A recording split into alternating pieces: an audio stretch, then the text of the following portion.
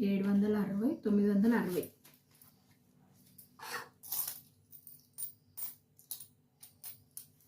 2, 3, 4, 5, 10.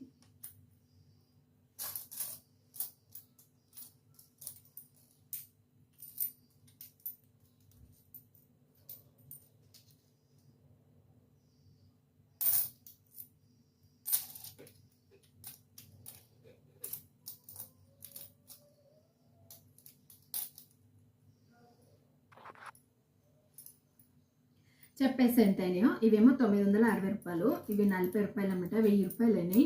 1000, 10, 100, 1100, 1200, 1300, 1400, 1500, 1600 అయినాయి.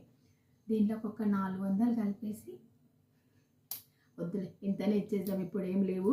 మళ్ళీ నా కొడుకు ఛార్జీల కానీ మళ్ళీ లెక్క పెట్టుకుంటాడు. ఇంకా ఎంత మిగిలినాయి అంటే పక్కకి 25 రూపాయలు, ఇక చిల్లర ఒక 10,